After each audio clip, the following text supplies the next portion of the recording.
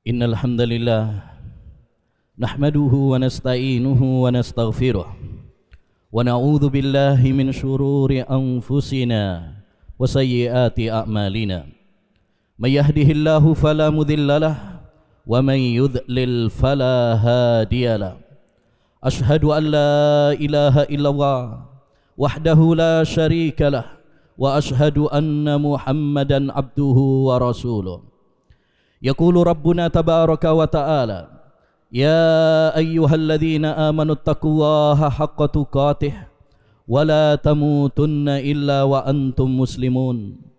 Wa qala ya ayyuhalladzina amanu taqullaha wa qulu qawlan sadida yuslih lakum a'malakum wa yaghfir lakum dhunubakum wa man yuti'illaha wa rasulahu faqad faza fawzan adzima. أما بعد فإن أصدق الحديث كتاب الله وخير الهدي هدي محمد صلى الله عليه وسلم وشر الأمور محدثاتها وكل محدثة بدعة وكل بدعة ضلالة وكل ضلالة في النار. Ma'asyiral muslimin, jamaah salat Jumat yang semoga senantiasa dirahmati dan diberkahi oleh Allah Subhanahu wa taala. Allah Subhanahu wa ta'ala menciptakan manusia dan jin, dan Allah Subhanahu wa ta'ala mengutus para nabi dan para rasul kepada manusia dan jin untuk mewujudkan ubudiyah hanya kepada Allah Subhanahu wa ta'ala semata. Allah Subhanahu wa ta'ala berfirman, wa ma khalaqtul jinna wal insa illa liya'budun. Tidaklah saya ciptakan jin dan manusia kecuali agar mereka beribadah hanya kepada saya saja. Maka barang siapa yang beribadah kepada Allah, bermunajat kepada Allah, taat kepada Allah Subhanahu wa ta'ala, bergantung hanya kepada Allah Subhanahu wa ta'ala, maka dia akan menggapai kebahagiaan, ketenangan dan kelezatan yang dicari oleh banyak orang. Syekhul Islam Ibn Taimiyah rahimahullah pernah mengatakan, inna fid dunya jannatan man lam yadkhulha lam yadkhulil jannatal akhirah. Sesungguhnya di dunia ini ada sebuah surga. Barang siapa yang tidak memasuki surga dunia, dia tidak akan menggapai surga akhirat. Surga dunia yaitu tatkala seorang merasakan ketenangan dalam keimanan kepada Allah Subhanahu wa taala, dalam ketaatannya kepada Allah Subhanahu wa taala, dalam ibadahnya kepada Allah Subhanahu wa ta'ala. Dan Ibrahim bin Adham, seorang imam yang zuhud, yang saleh, beliau pernah mengatakan, lau alimal muluk wa abna'ul muluki ma kunna fi lajaladuna alaihi bisuyuf. Andaikan para raja dan putra-putra mahkota mengetahui ketenangan, kelezatan yang ada di hati ini, niscaya mereka akan merampasnya dengan pedang-pedang mereka. Ma'asyiral muslimin, jamaah salat Jumat yang semoga senantiasa dirahmati dan diberkahi oleh Allah Subhanahu wa ta'ala. Mungkin kita bertanya-tanya, bagaimana para ulama dahulu, para salaf dahulu merasakan kebahagiaan, ketenangan, kelezatan iman di dalam hati mereka? Apa yang jarang kita rasakan dalam hati kita saat ini? Mereka sholat, kita juga sholat. Mereka berpuasa, kita juga berpuasa. Mereka membaca Al-Quran, kita juga membaca Al-Quran. Namun kenapa mereka bisa merasakan kelezatan iman, merasakan manisnya ketaatan kepada Allah Subhanahu wa ta'ala yang jarang kita rasakan? Apa rahasianya? Apa penyebabnya? Rahasianya adalah ibadatus sirr, ibadah di saat kesendirian, ibadah dalam rahasia antara dia dengan Allah Subhanahu wa ta'ala.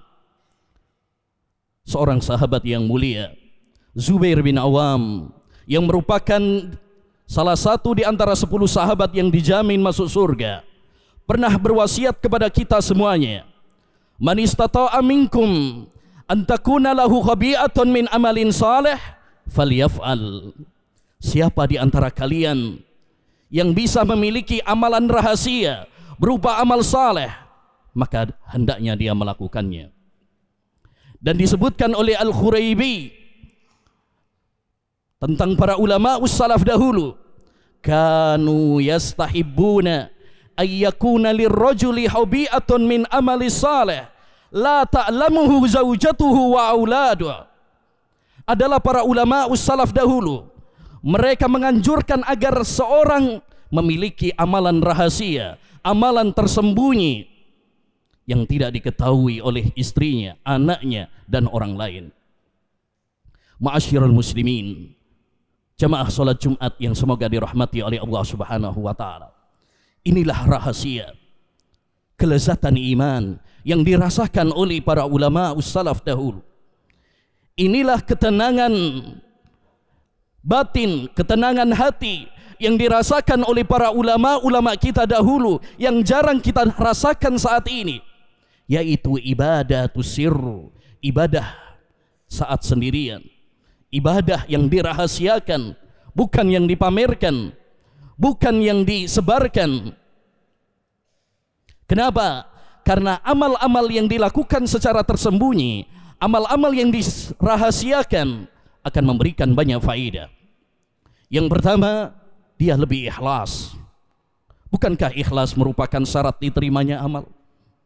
Yang kedua, lebih menumbuhkan rasa takut kepada Allah Subhanahu wa taala. Karena kita benar-benar merasa diawasi, dilihat oleh Allah Subhanahu wa taala, bukan diawasi oleh manusia. Yang ketiga, lebih selamat dari cinta popularitas, cinta pujian. Yang keempat, lebih selamat dari penyakit-penyakit hati, noda-noda hati yang kerap kali menggerogoti keikhlasan kita. Maka ma'asyiral muslimin, jamaah salat Jumat yang semoga dirahmati oleh Allah Subhanahu wa taala, hendaknya bagi kita meniru dan meladani mereka dengan berusaha merahasiakan, menyembunyikan amal-amal kita. Dan amalan-amalan yang rahasia, tersembunyi, banyak contohnya. Di antaranya yang pertama adalah a'malul qulub, amalan-amalan hati. Amalan hati berupa iman, berupa ketakwaan, berupa rasa takut kepada Allah Subhanahu wa taala, berupa cinta, tawakal, dan amal-amal hati lainnya. Rasulullah sallallahu alaihi wasallam mengatakan, ala wa inna fil jasadi mudghah idza salahat salahal jasadu kulluh wa idza fasadat fasadal jasadu kulluh ala wahyal qalb.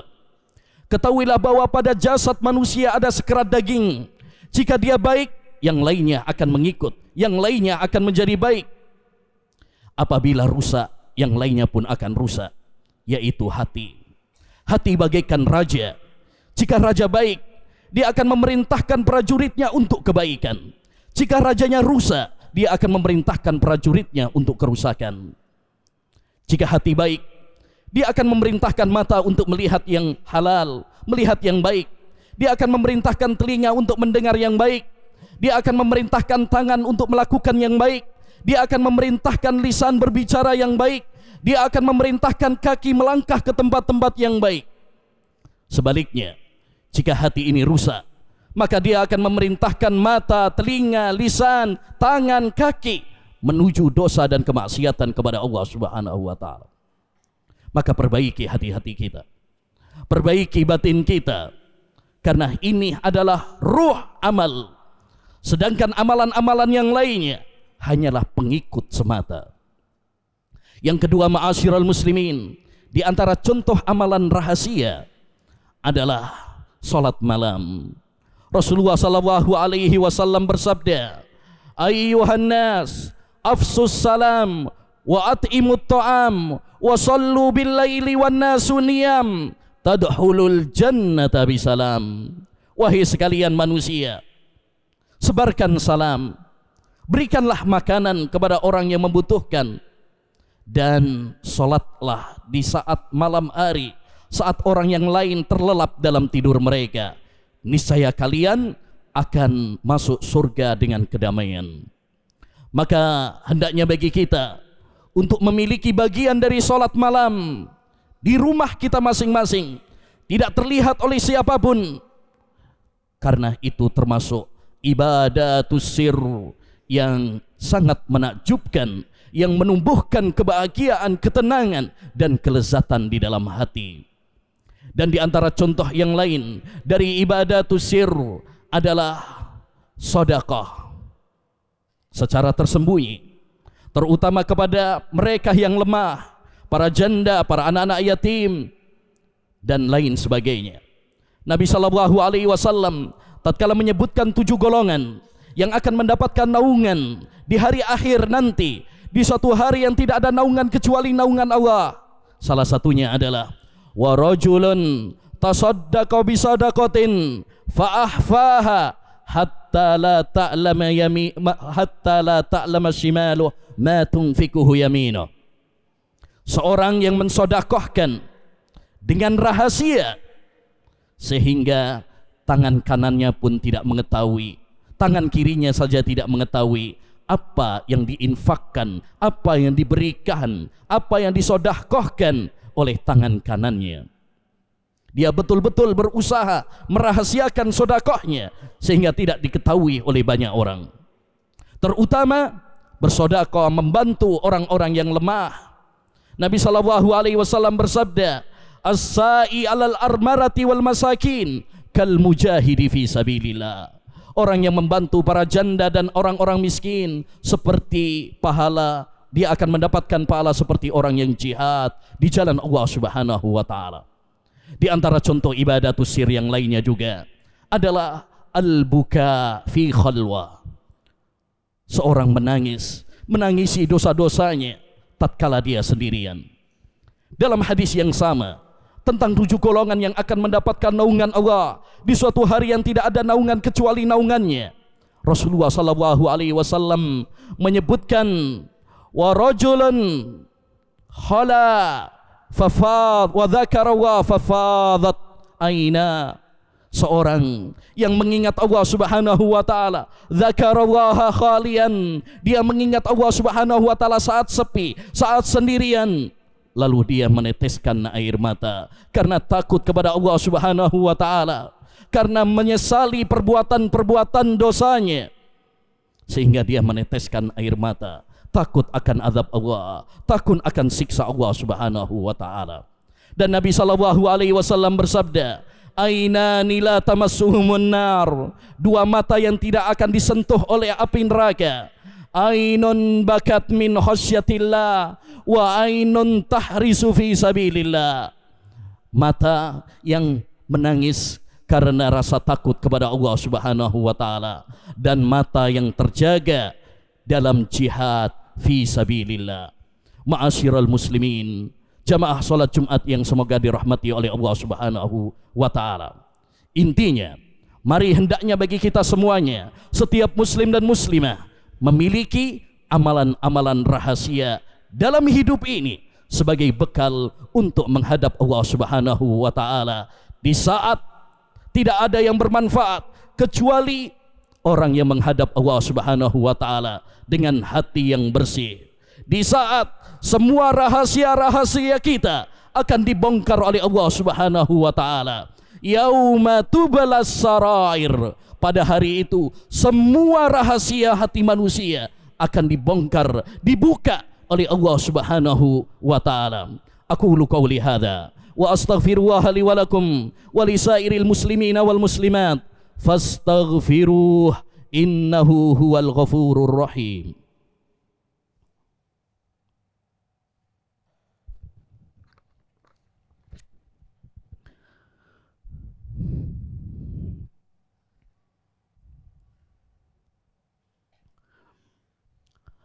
Alhamdulillahi wa kafa, wassalatu wassalamu ala rasulil huda wa ala alihi wa sahbihi wa man walah, amma ba'd. Ma'asyiral muslimin, jamaah salat Jumat yang semoga dirahmati dan diberkahi oleh Allah Subhanahu wa taala.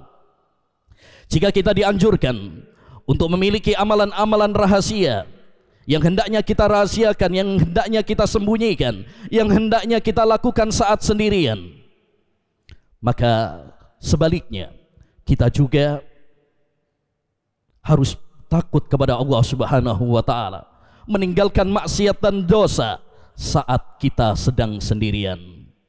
Ma'asyiral muslimin rahimani wa rahimakumullah. Kesendirian adalah sebuah ujian dan cobaan terberat pada zaman kita sekarang. Allah Subhanahu wa taala berfirman, "Ya ayyuhalladzina amanu la yabluwannakumullahu bisyai'in minas shayd tanaluhu aydikum wa rimahukum liya'lamallahu may yakhafuhu bil ghaib."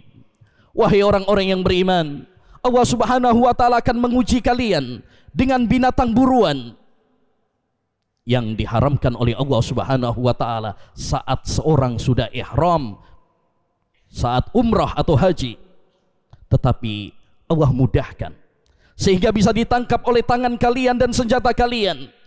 Apa tujuannya? Liya'lamallahu may yakhafuhu bil ghaib, agar Allah Subhanahu wa taala mengetahui siapa di antara kita yang takut kepada Allah Subhanahu wa taala saat sendirian. Maka wahai saudaraku, wahai saudariku, saat kita sendirian, ingatlah bahwa itu adalah ujian dari Allah Subhanahu wa taala. Allah ingin menguji di antara kita siapa yang takut kepada Allah Subhanahu wa taala dan siapa yang takut kepada manusia. Maka waspadalah, maka hati-hatilah dari dzunubul halawat, dosa-dosa yang dilakukan saat sendirian. Seorang ulama pernah mengatakan, la takun waliyan lillah fil zahir aduwan lillahi fil batin. Janganlah kamu menjadi wali Allah Subhanahu wa taala secara zahir, tetapi sejatinya engkau adalah musuh Allah Subhanahu wa taala saat engkau sedang sendirian. Dan seorang ulama pernah mengatakan, ajma'al arifuna billah anna dzunubal khalawat aslun fil intikasat. Para ulama sepakat bahwasanya dosa-dosa yang dilakukan saat sendirian adalah sumber petaka penyimpangan seorang hamba. Betapa banyak seorang menyimpang padahal awalnya saleh dikarenakan dosa-dosa yang dilakukan secara ketika dia sedang sendirian. Bahkan Al-Imam Ibnu Rajab Al-Hambali rahimahullah menyebutkan salah satu faktor utama su'ul khatimah adalah dosa-dosa yang dilakukan saat seorang hamba sedang sendirian. Maka ma'asyiral muslimin rahimani wa rahimakumullah, mari kita agungkan Allah Subhanahu wa taala. Mari kita tanamkan pada diri kita khasyatullah, rasa takut kepada Allah Subhanahu wa taala. Dan mari kita memiliki al-haya, rasa malu kepada Allah Subhanahu wa taala. Dimanapun kita berada, kapanpun kita selalu merasa diawasi oleh Allah Subhanahu wa taala. Milikilah senjata yang mulia ini, yaitu muraqabatullah, merasa diawasi oleh Allah, karena itu adalah senjata yang sangat penting, terutama di zaman yang penuh dengan fitnah ini, agar kita selamat dari dosa dan maksiat kepada Allah Subhanahu wa taala. Dan jangan lupa, mari kita banyak berdoa kepada Allah Subhanahu wa taala agar Allah menganugerahkan kepada kita rasa takut kepadanya, karena hanya Allah Subhanahu wa taala yang bisa menganugerahkannya kepada kita. Di antara doa yang diajarkan oleh Nabi sallallahu alaihi wasallam, Allahumma qsim lana min khasyatika ma tahulu bihi bainana wa baina ma'siyatik. Ya Allah, anugerahkanlah, bagikanlah kepada kami rasa takut kepadamu yang bisa menghalangi antara kami dan maksiat kepadamu. Dan di antara doa yang diajarkan oleh Nabi alaihi salatu wassalam, Allahumma inni as'aluka khasyatak fi sirri wal ananiyah. Ya Allah, aku memohon kepadamu rasa takut kepadamu saat aku sendirian dan saat keramaian. Akhirnya mari kita berdoa kepada Allah Subhanahu wa taala agar Allah Subhanahu wa taala menumbuhkan muraqabah dan khasyah dalam diri kita, sehingga kita diselamatkan oleh Allah Subhanahu wa taala dari jerat-jerat dosa, dari noda-noda dosa kepada Allah Subhanahu wa taala. Allahumma qsim lana min khasyatika ma tahulu bihi bainana wa baina ma'siyatik. Allahumma qsim lana min khasyatika ma tahulu bihi bainana wa baina ma'siyatik. Allahumma qsim lana min khasyatika ma tahulu bihi bainana wa baina ma'siyatik. Allahumma inna nas'aluka khasyatak fis sirri wal alaniyah. Allahumma inna nas'aluka khasyatak fis sirri wal alaniyah. Allahumma inna nas'aluka khasyatak fis sirri wal alaniyah. Rabbana zalamna anfusana wa illam taghfir lana wa tarhamna lanakunanna minal khasirin. Rabbana hab lana min azwajina wa dhurriyyatina qurrata a'yun waj'alna lil muttaqina imama. Rabbana atina fid dunya hasanah wa fil akhirati hasanah wa qina adzaban nar. Allahumma inna nas'alukal jannah wa na'udzu bika minan nar. Allahumma inna nas'alukal jannah wa na'udzu bika minan nar. Allahumma inna nas'alukal jannah wa na'udzu bika minan nar. Allahumma inna nas'aluka ilman nafi'a wa rizqan thayyiba wa amalan mutaqabbala. Allahumma ati anfusana taqwaha wa zakkiha anta khairu man zakkaha